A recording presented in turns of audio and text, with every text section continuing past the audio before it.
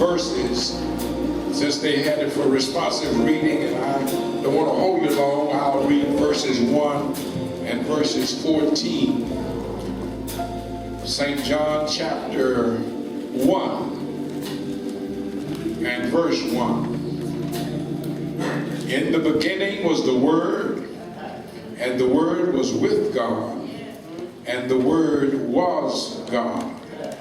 Verse 14, and the Word was made flesh and dwelt among us, and we beheld his glory, the glory as of the only begotten of the Father, full of grace and truth. I want to talk about walking Word. Walking Word.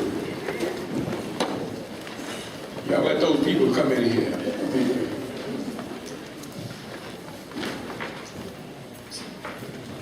Let them in, let them in, let them in. You're the lost one, y'all waiting so long. All right.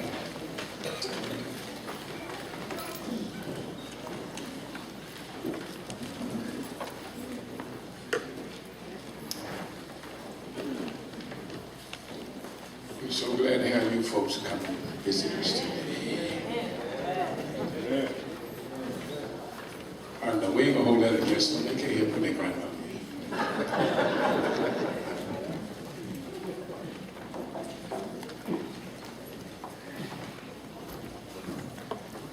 me. Walking Word. Being a Christian is being Christ-like.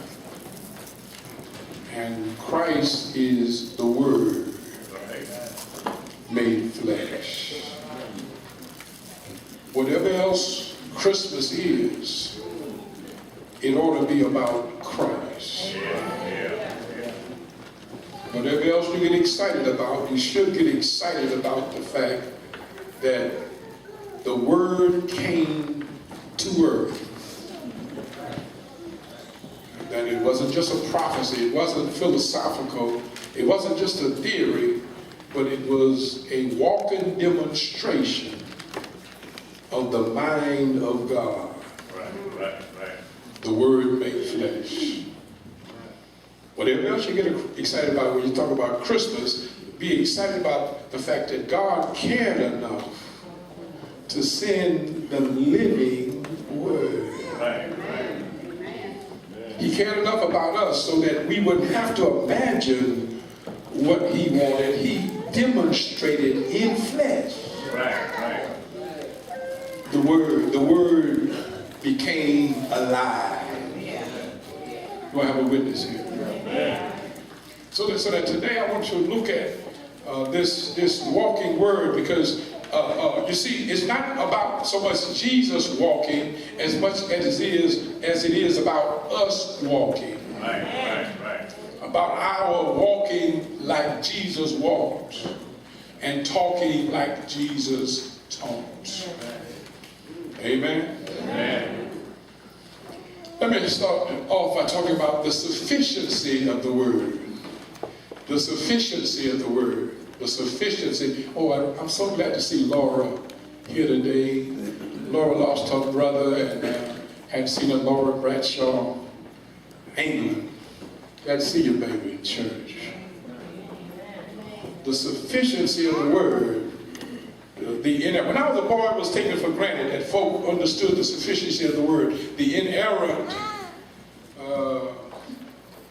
the Word being without mistakes, without flaw, that we believe in the Bible.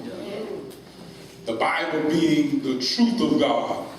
The Bible being the mind of God. I was listening to some results last week. They ranked all of the children of the world, and they were looking at, they talked about mathematics, science, technology, and it was amazing how the American children ranked so low. All right.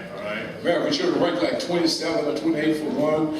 I think the highest ranking they got was 17 in area of reading, but it's It was a shame how we deem ourselves the first country in the world, but our children are so far behind. Because we in little la-la land. They got PhDs on how to move their thumbs. They know computer games.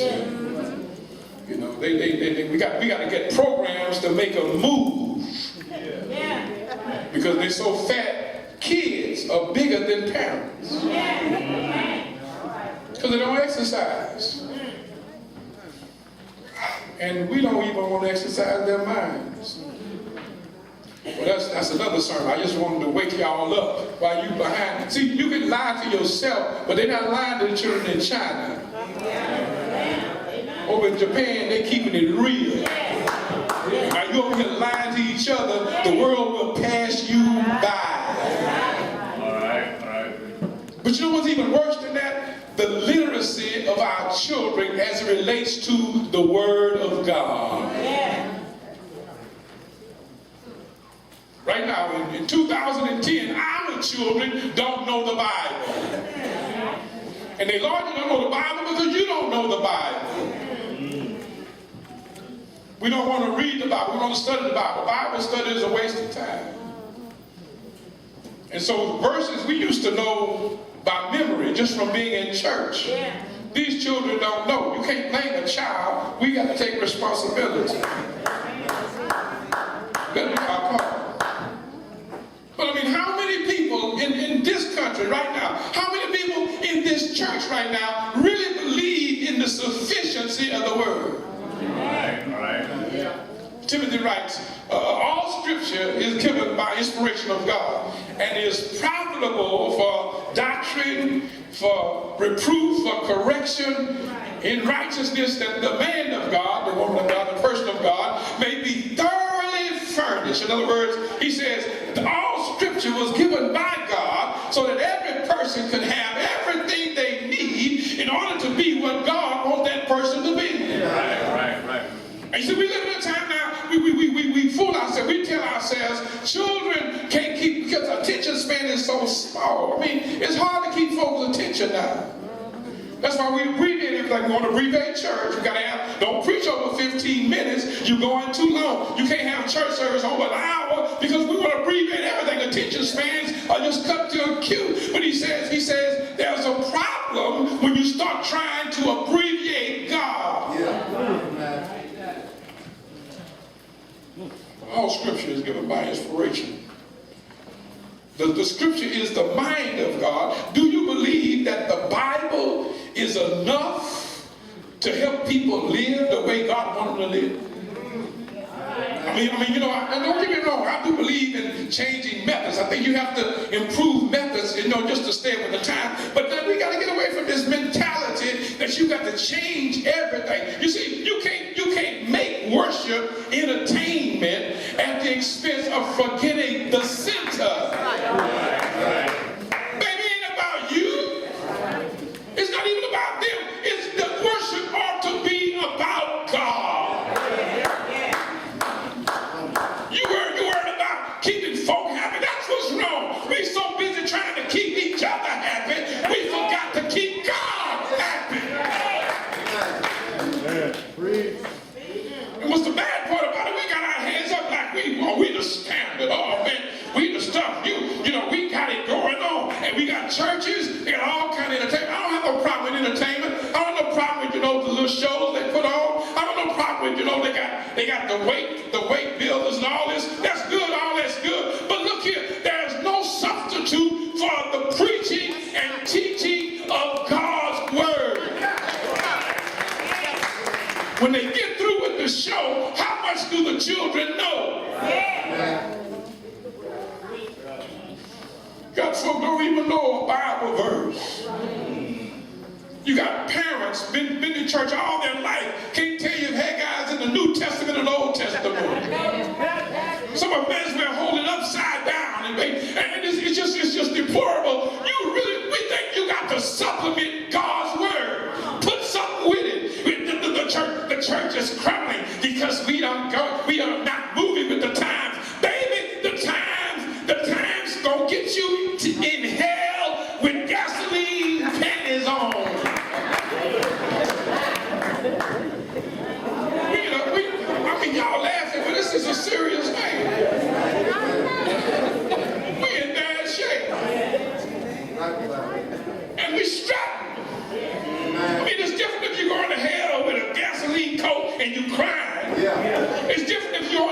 to the gas chamber and you know you don't have long, we act as though all is well.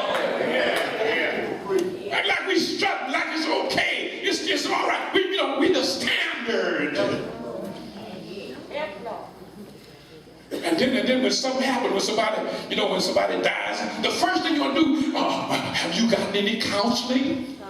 Have you gotten any counseling? Because see, the mentality is, if something is wrong with your mind, you got to get some counseling from a secular counselor. And don't get me wrong, I have no problem with counseling. Counseling is good in its place, but I do have a problem when you're trying to get counseling from a secular person who knows nothing about the Lord.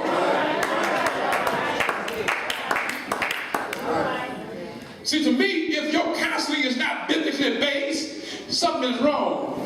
Because when you start talking about the mind of God, God is the author and creator of everything. If God made me, He's my manufacturer. He ought to know more about me than anybody else. Seems like to me, if I'm going to kind of fix what's wrong with me, I ought to read the manual from the person who made me in the first place.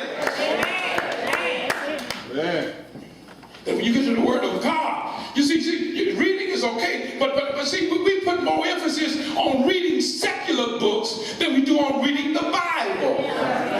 It's more important that our children read the Dallas Morning News than it is they're reading the Bible, and there's something wrong with that.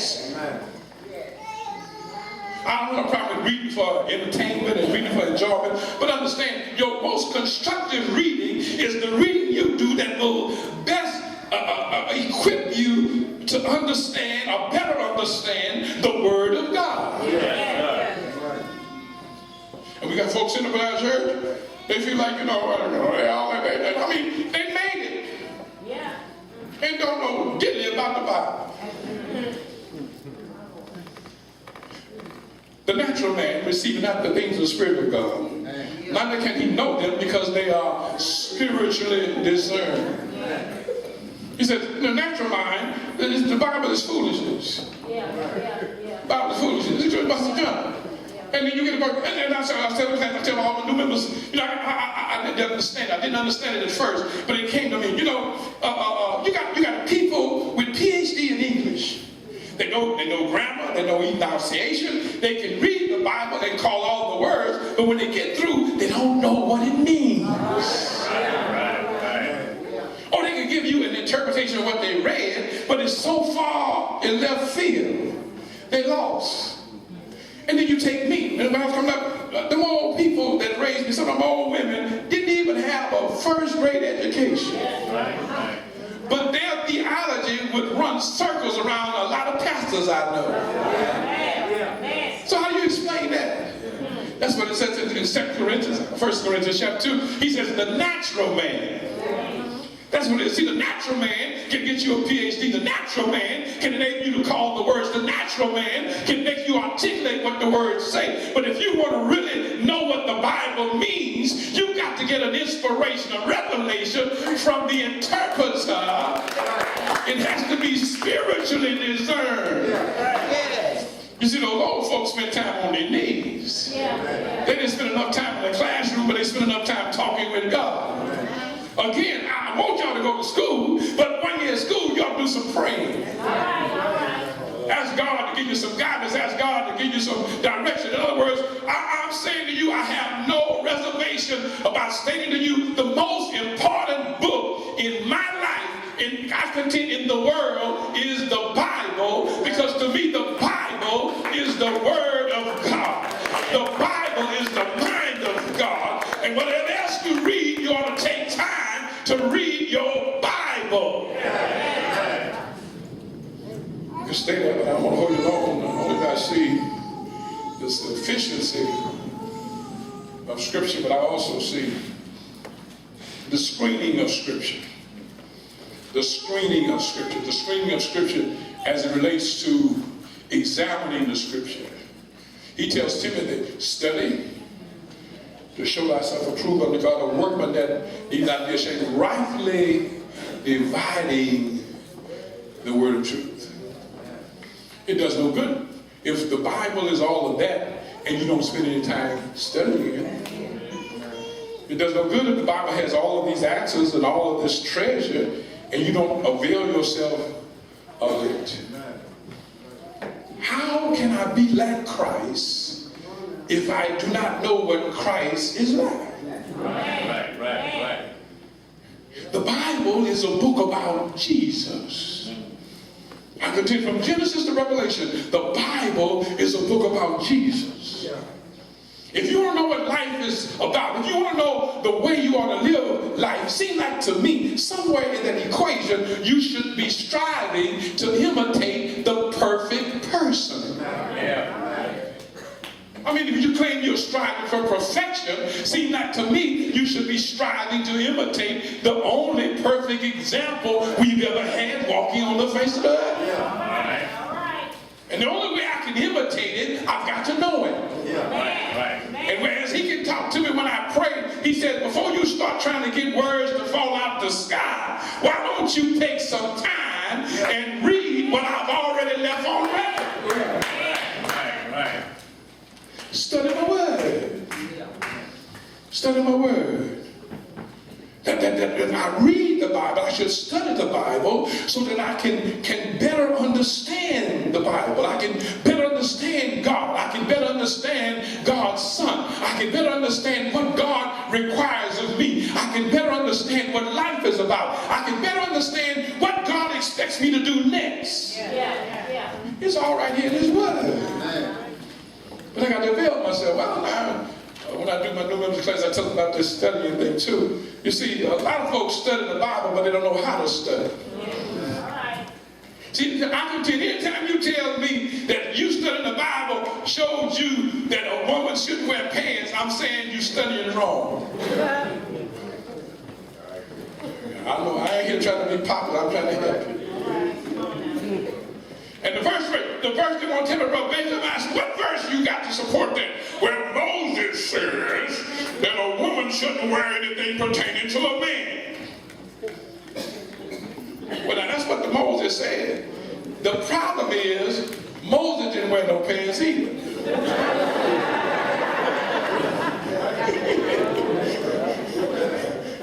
So if Moses had on a dress, how you going to justify that passage as being a passage telling ladies they ought not wear pants? The problem is you've been studying your Bible wrong. You've been trying to talk to the Word instead of allowing the Word to talk to you. You've been telling folk what Mama told you instead of what God is telling you. When I study the Bible, when I read the Bible, it's going to tell me some things. And the new one, I tell you, when you study the Word, I'll give you 3 quick steps to help you in your study. Number 1, ask who's talking. Number 2, ask who they're talking to. Number 3, ask what can I get from that once I've learned the difference. I like to summarize in